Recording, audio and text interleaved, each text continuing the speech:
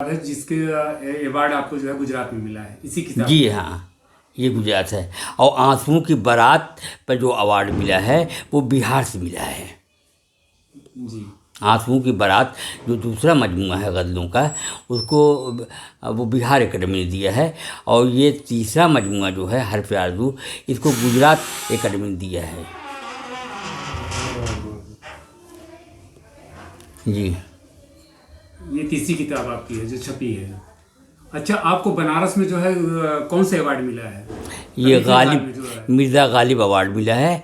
اصل میں یہ کاشی کاویہ سنگم ایک سنستھا ہے، ایک تنظیم ہے جو پترکاروں کو اور ساہتیہ کو انعام دیتی ہے. انہوں نے مجھے فون کیا تھا تو میں گیا تھا. یہ وہ کل کی بات ہے. کل 21 نومبر 1921 کا یہ ایوارڈ ہے. 14 نومبر 2021 کا جو انہیں ایوارڈ ملا.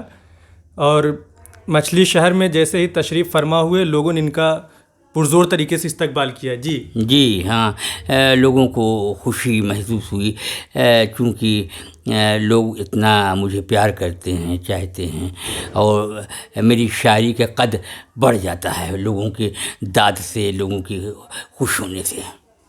سر یہ بتائیے کہ آپ کو پہلا ایوارڈ کب ملا تھا؟ شاعری کے چھیتر میں آپ کو پہلا ایوارڈ کسی سنستھا کی طرف سے کب ملا تھا؟ پہلا ایوارڈ تو وہی بہار کا ملا تھا 5 سال پہلے. اچھا، 5 سال پہلے. جی دوسرا ہاں. ایوارڈ آپ کو کب ملا تھا؟ کون؟ دوسرا ایوارڈ آپ کو جو ملا تھا جو گجرات کا آپ بتا رہے ہیں. یہ ایوارڈ تو بالکل لیٹسٹ ہے. ابھی تو وہ جو 11,000 روپے انعامات کے طور پہ ملے تھے وہ ابھی چیک اس کا آنا باقی ہے. لیکن یہ ہے کہ یہ اول درجے کی جو کئی لوگوں نے اپنی کتابیں پیش کی تھیں، لیکن سب سے اول انعام مجھے کو ملا تھا. اچھا، گجرات اکیڈمی سے. جی. اور تیسرا آپ کو کاشی سے ملا ہے. جی. کاشی کاویہ سنگم. جی. سنستھا دوارا. جی ہاں، ایک بار اور ملا تھا سنستھا دوارا، تو وہ صاحب وہ پرتاپ گڑھ میں ہوا تھا. جی. جی ہاں، پرتاپ گڑھ میں ایک نشست تھی جس میں ہم کو نوازا گیا تھا. سر آپ یہ بتائیے کہ آپ کو مچھی شہر میں کس محلے میں آپ کا گھر ہے؟ مچھی شہر میں تو محلہ خانزادہ میں ہمارا مکان ہے. اور میرے والد صاحب بھی شاعر تھے، ارمان مچھی شہری عرف امی مچھی شہری. تو یہ خاندانی وراثت ہے جو شاعری ہم کو ملی ہے. 13-14 سال میں میں نے شعر کہنا شروع کیا تھا. ہاں، اس زمانے میں مجھ کو شعر شاعری سے بڑا شغف تھا اور بڑی مجھے کامیابی ملی. اور اس زمانے سے آج تک میں شاعری کرتا رہا اور ہر موضوع پر اور ہر صنف پر میں نے شعر کہے ہیں. مثلاً قصیدہ، مرثیہ، نظم، رباعی، غزلیں، نعت، دوہے وغیرہ.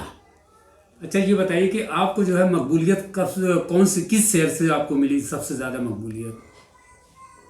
مقبولیت تو ہماری شروع ہی سے تھی، لیکن جب الہ آباد یونیورسٹی میں میں پڑھ رہا تھا، وہ 1972 کی بات ہے. جی.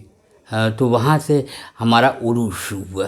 میں نے مشاعرے بھی بہت پڑھے اور تخلیقی کام بھی کیا، اور انشاء پرداز بھی میں ہوں. انشائیے سے مجھے خاص لگاؤ ہے. نثر بھی میں آج لوگ بتاتے ہیں، میں تو نہیں کہہ سکتا، لیکن میری نثر اچھی ہوتی ہے تو مجھے اس سے انشائیے سے بھی شغف ہے، جسے انگریزی میں ایسے کہتے ہیں. اچھا، آپ کی آئیڈیالوجی کیا ہے؟ آپ کو کون سے شاعر ایسے ہیں جو مچھی شہر کے سب سے زیادہ جسے آپ پسند کرتے ہوں؟ وہ تو سلام مچھی شہری صاحب ہیں. اور وہ جس وقت یہاں تھے میرے والد صاحب بھی ساتھ میں تھے، گرو بھائی تھے دونوں. اور متین بابا جن کا انتقال ہو چکا ہے، وہ یادگار غالب لکھے جاتے تھے. ان کا مجموعہ آج بھی ہے ایک صاحب کے پاس. میں نے بہت بہت ان سے گزارش کی کہ آپ دے دیجیے، میں اس کو فوٹو اسٹیٹ کرا کے دے دوں گا، لیکن انہوں نے نہیں دیا. لیکن بہت نامور ہستی تھی. اور سلام صاحب کے یہ استاد تھے متین بابا متین. جی ہاں، آپ جو ہے ان کے استاد تھے. جی ہاں، سلام اچھی شہری. جی ہاں. یہ چیز آپ سے جو ہے جانکاری ہو. اور ہمارے استاد سروش مچھی شہری، اچھا، اختر حسین سروش مچھی شہری، اور وہ آرزو لکھنوی کے شاگرد تھے. آرزو لکھنوی کون نہیں جانتا؟ آرزو لکھنوی کا ایک زمانے میں ڈنکا بجتا تھا. آرزو لکھنوی کی زبان ایک خالص اردو نے ایجاد کی تھی، خالص اردو، جس میں وہ بغیر اضافت کے، بغیر عربی اور فارسی لفظ کے غزلیں کہی تھیں. پیور اردو میں کہی تھیں. ہاں، وہ جس کا جو ان کے مجموعے کا نام ہے بانسری. اور اس زمانے میں فلم انڈسٹری بھی وہ گئے تھے. یہ پہلا دور تھا شاعروں کا جب آرزو لکھنوی وہ فلموں میں گیت لکھ رہے تھے. جی ہاں، تو آرزو لکھنوی ہمارے استاد کے استاد تھے اور میں ان کا شاگرد ہوں. اس طریقے سے ہمارے بہت سے شاگرد ہیں، اسی زمرے میں آتے ہیں اور اسی میں وہ اسی خانوادے سے تعلق رکھتے ہیں. اور میں اطلاع بھی کرتا ہوں، ہندوستان میں بہت سے ہمارے شاگرد ہیں جن کی غزلیں آتی ہیں، اور اب تو یہ وہ واٹس ایپ پہ میں اطلاع کر کے بھیج دیتا ہوں. پہلے تو خطوط کے ذریعے اطلاع کرتا تھا. اب واٹس ایپ پہ آپ کر دیتے ہیں؟ جی ہاں، واٹس ایپ پہ، اور جلد ہی کر دیتا ہوں، زیادہ وقت نہیں لگتا. تو یہ اللہ کا کرم ہے، اور میں اس کی قابل ہوں. لیکن یہ ہے کہ میرے اندر جو صلاحیت ہے، میں نے کبھی غرور نہیں کیا.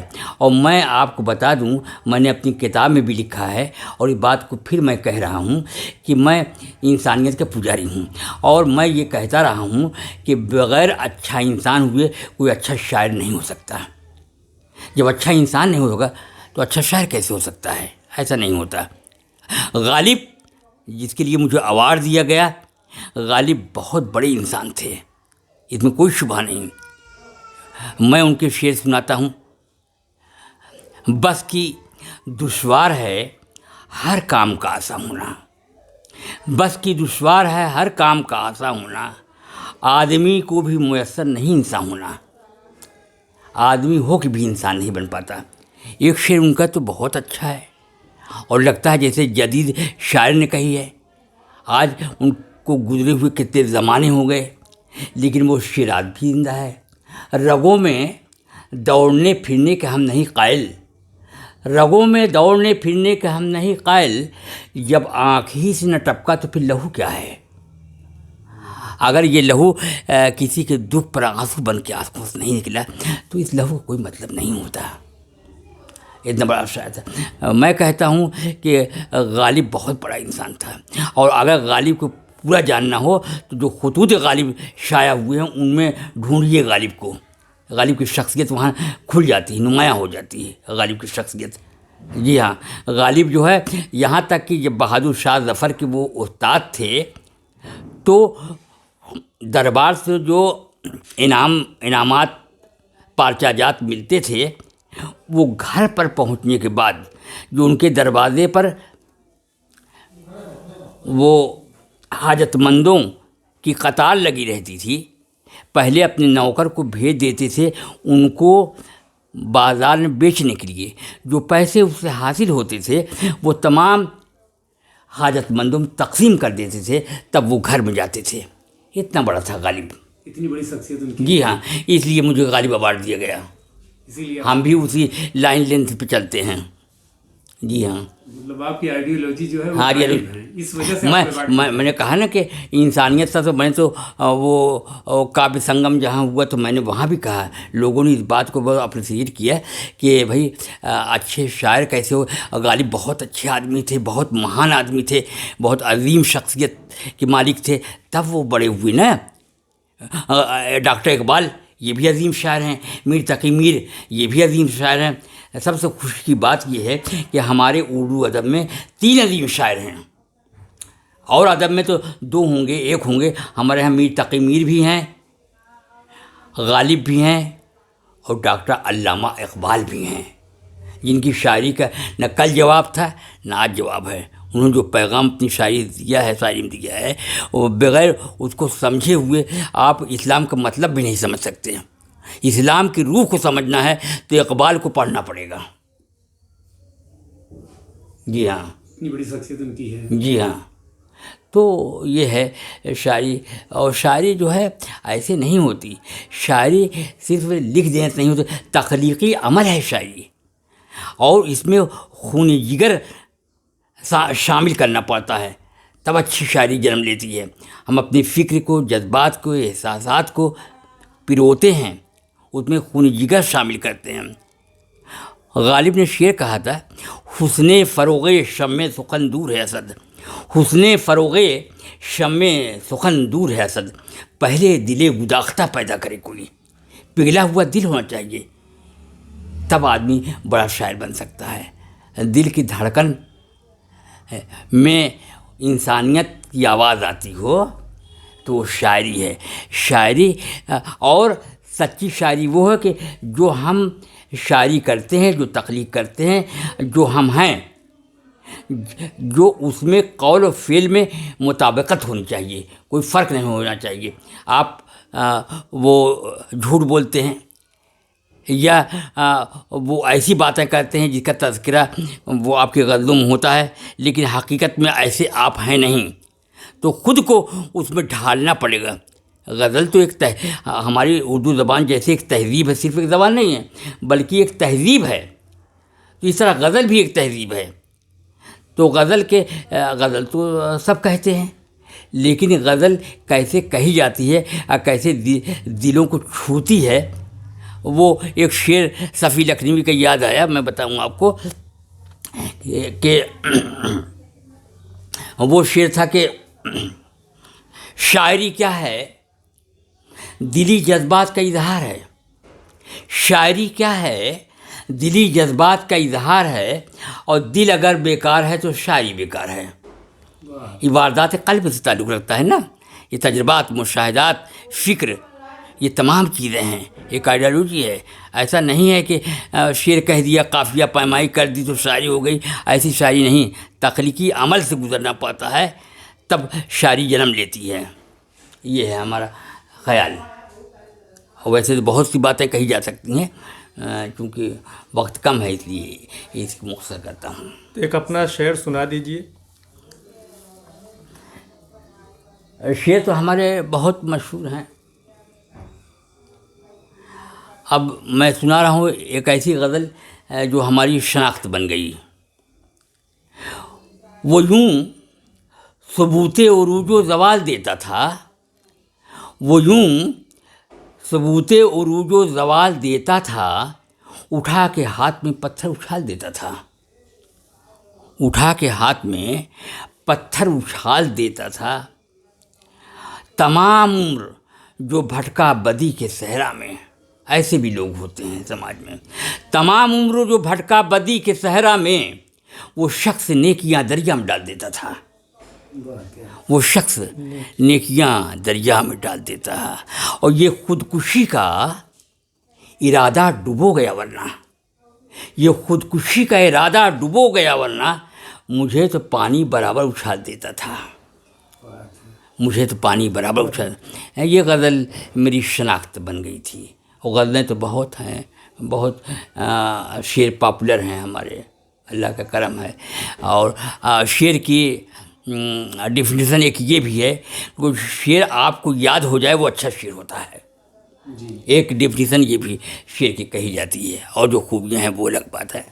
یہ ہے صاحب. جی سر، اب آپ کو جو ہے مرزا غالب ایوارڈ ملا، اس کے لیے ہمارے چینل کی طرف سے اور پورے مچھی شہر نگر واسیوں کی طرف سے ہم آپ کو بہت بہت دھنیہ واد کرتے ہیں، کیونکہ یہ ایوارڈ آپ کو ہی نہیں ملا بلکہ یہ مچھی شہر کی شان شوکت بڑھانے کے لیے ایک ایوارڈ ہے، جو کہ بہت ہی گرو کی بات ہے کہ مچھی شہر کے آپ اتنے مشہور شاعر ہیں، جو کہ آپ مچھی شہر میں تو فیمس ہی ہے، ضلع میں بھی فیمس ہے، لگ بھگ پورے ہندوستان میں آپ کو جانتے ہیں. جو بڑے بڑے کوی ہیں وہ تو آپ کو جانتے ہیں. اس کے لیے بہت بہت آپ کو مبارک ہو، اہل مچھی شہر کو مبارک ہو. اور میں تمام لوگوں کا شکریہ ادا کرتا ہوں جو ہمارے چاہنے والے ہیں. سب کا شکریہ ادا کرتا ہوں. سب کو دلی مبارکباد میں بھی دیتا ہوں اور اللہ سے دعا کرتا ہوں کہ میں کچھ دن زندہ رہوں تو ادب کی خدمت کر سکوں اور لوگوں کی خدمت کر سکوں. اوکے سر، تھینک یو، دھنیہ واد.